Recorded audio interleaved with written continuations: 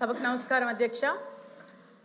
మంత్రి గారు ప్రశ్నలన్నిటికీ సరైన సమాధానం చెప్పారు అధ్యక్ష. అయితే 2024 నుంచి ఇప్పటి వరకు ఈ 2 సంవత్సరాల్లోని జరిగిన బెటర్మెంట్ అనేది సమాధానంలో వచ్చింది అధ్యక్ష. కానీ మెయిన్ థింగ్ 2019 నుంచి 2024 వాళ్ళలోని హాస్టల్స్ రన్ చేయటం ఒక నార్మల్ షెల్టర్స్లా రన్ చేశారు, కానీ ఒక ఇంప్రూవ్డ్ హాస్టల్స్ లాగా మెయింటెనెన్స్ తోటి ఉన్న హాస్టల్స్లో రన్ చేయలేదు అధ్యక్ష.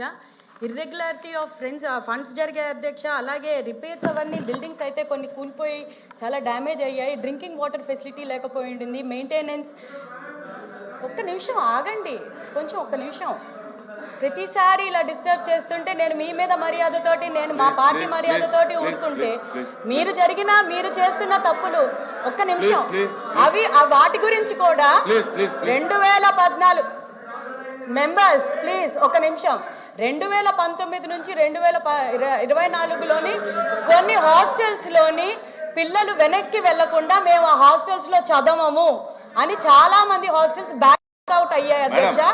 ఆ స్టూడెంట్స్ ని దయచేసి ఎవరెవరైతే వెళ్ళిపోయి తిరిగి మేము రాము అనుకున్న వాళ్ళకి మళ్ళీ మేము అప్గ్రేడ్ అయ్యాము, మీరు మళ్ళీ తెచ్చి మా హాస్టల్స్ లో జాయిన్ అవ్వండి అని మంత్రి గారు కోరాల్సిందిగా, వాళ్ళందరినీ ఒకసారి మళ్ళీ రప్పించాల్సిందిగా నేను మంత్రి గారిని రిక్వెస్ట్ చేస్తున్నాను అధ్యక్ష. మంత్రి గారు, గిరిజన సంక్షేమ శాఖ ఆధ్వర్యంలో జరుగుతున్న అధ్యక్ష, కానీ వేల కోట్ల రూపాయలు ఆ గిరిజన పిల్లల విద్యాబుద్ధులు నేర్పడానికి, అదేవిధంగా వాళ్ళకు వసతి సౌకర్యాలు కల్పించేదానికి ఖర్చు పెడుతున్నప్పటికీ కింది స్థాయిలో క్షేత్రస్థాయిలో వాటి అమలులో కొన్ని ఇబ్బందులు జరుగుతున్నాయి అధ్యక్ష.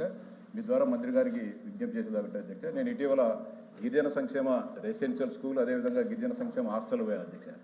ఉదయం 7:30కు పోయా అధ్యక్ష. ఆ రోజు ఆదివారం, ఆ రోజు మెనూలో గుడ్డు పెట్టాల్సింది అధ్యక్ష, కానీ గుడ్డు లేదు అధ్యక్ష.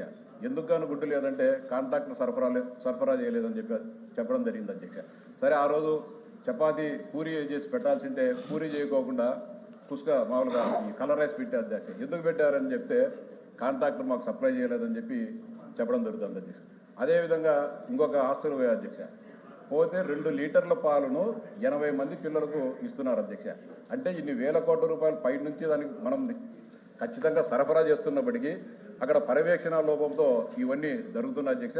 అనేక గిరిజన రెసిడెన్షియల్ స్కూల్లో ఆర్ఓ ప్లాంట్ ఉన్నప్పటికీ దానికి నిధులు అంటే కనీసం ఆ ఫిల్టర్లు మార్చేదానికి నిధులు పంపిస్తున్నప్పటికీ కూడా వాటిని సక్రమంగా అక్కడ సద్వినియోగం చేయకుండా ఇబ్బందులు జరుగుతున్నాయి అధ్యక్ష. అంటే ఉన్నతాధికారులు, గిరిజన సంక్షేమ ఉన్నతాధికారులు ఎవరైతే పర్యవేక్షణ అధికారులు ఉన్నారో వాళ్ళు సరిగా సూపర్వైజింగ్ చేయడం లేదనేది నా భావన అధ్యక్ష. ఈ ప్రభుత్వం ఇన్ని వందల కోట్ల రూపాయలు ఖర్చు చేసేది ఆ పేద పిల్లల బంగారు భవిష్యత్తు కోసం. మీ ద్వారా మంత్రి గారికి విజ్ఞప్తి చేసేది ఒకటి అధ్యక్ష, ఖచ్చితంగా మెనూలు పాటించాలి. ఏదైతే ప్రభుత్వం వాళ్ళకు ఏ సౌకర్యాలు కల్పిస్తుందో వాటినన్నింటిని ఖచ్చితంగా అమలు చేసే బాధ్యత తీసుకోవాల్సిన అవసరం ఉంది. కొన్ని హాస్టల్ వార్డన్స్ కానీ లేకుంటే రెసిడెన్షియల్ స్కూల్ ప్రిన్సిపాల్స్ బాగా ఉండే చోట చాలా బాగా ఉన్నది అధ్యక్ష. కొన్నిసార్లు 5 సంవత్సరాలు, 10 సంవత్సరాలు, 14, 15 సంవత్సరాల నుంచి కూడా ఒకరే వార్డన్ అదేవిధంగా కంటిన్యూ అయ్యే పరిస్థితులు కానీ ఉన్న అధ్యక్ష. వాటన్నిటిని కూడా ప్రక్షాళన చేసి గిరిజన బాలబాలికలకు మంచి విద్యాబుద్ధులు, మంచి ప్రభుత్వం ఏదైతే సౌకర్యాలు కల్పిస్తున్నామో వాడి 100% వారికి అందే విధంగా చర్యలు తీసుకోవాలని చెప్పి మీ ద్వారా ప్రభుత్వానికి విజ్ఞప్తి చేస్తాను. అంతేగా ప్రైవేట్ బిల్డింగ్స్ లో ఉన్న అధ్యక్ష ఈ రోజు, కానీ వాటిని కూడా వీలైతే కనుక ఎక్కడెక్కడ ఉన్నాయో వాటిని ప్రభుత్వ స్థలాలు కేటాయించి వాటి భవనాలు కట్టాల్సిన అవసరం కూడా ఉందని చెప్పి మీ ద్వారా మంత్రి గారు విజ్ఞప్తి చేస్తున్నారు.